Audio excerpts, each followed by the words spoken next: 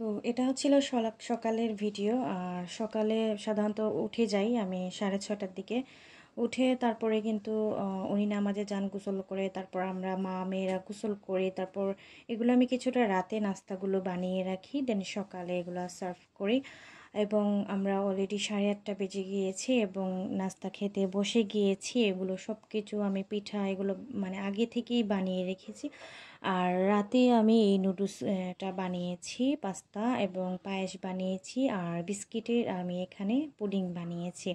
তো এগুলা কিন্তু খাবার শেষ করে তারপর আমি পোলাও রান্না করেছি এবং গরুর মাংসের তরকারিটা রান্না করেছি এবং কাবাব রান্না করেছি। নেক্সট ভিডিওতে কাবাবের রেসিপিটা নিয়ে আসব। খুব শর্টকাট, আমি কিন্তু কাবাবটা রেডি করি বা বানাই। আর এটা কিন্তু কেউ এভাবে বানায় না। তো এই তো দুপুরে বসে গেলাম খাবার খেতে। আমরা নামাজ পড়ে নিয়েছি সবাই, তারপরে কিন্তু খাবার খেতে বসে গিয়েছি। তো কোরবানি ঈদে যখন কোরবানি দেই নাই, তাহলে এই ব্লগটা শর্টকাটই ছিল, কারণ অনেক ফ্রি ছিলাম। কারণ যেহেতু বাসায় কোনো ঝামেলা নাই, কোরবানি দেওয়া হয় নাই, সেহেতু এই সারাদিনের এই শর্টকাট ভিডিও। তো বিকেলে আম্মা বলেছেন আম্মার বাসায় যাব, তো আমার ভাই এসেছে।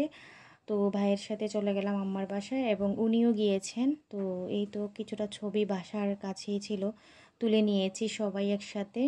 তো এটা আমার ভাই ছিল এবং সবাই একসাথে তুলে নিয়েছি। এবং যারা পাপা পরে গিয়েছেন, আমরা আগে গিয়েছি, যেহেতু একসাথে সবার যাওয়া সম্ভব না, সেহেতু আগে গিয়েছেন।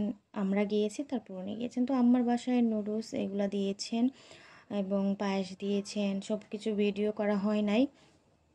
এবং এখানে লাচ্ছি সেমাইটা দিয়েছেন, তো উনি লাচ্ছি সেমাইটা খাইতেছেন, তারপরে চা খাবেন। তো এই তো ছোট্টখাট্ট একটা ব্লগ আপনাদের মাঝে আজকে শেয়ার করেছি।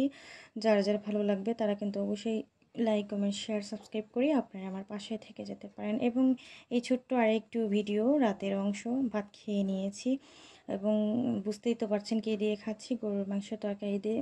আর আম্মার বাসার গরুর মাংসের তরকারি দিয়ে খেতে অনেক অনেক ভালো লাগে, কারণ আমার রান্নাটা অনেক ভালো হয়। তো এখানে ভাই খাচ্ছে আর আমরাও খেয়ে নিয়েছি।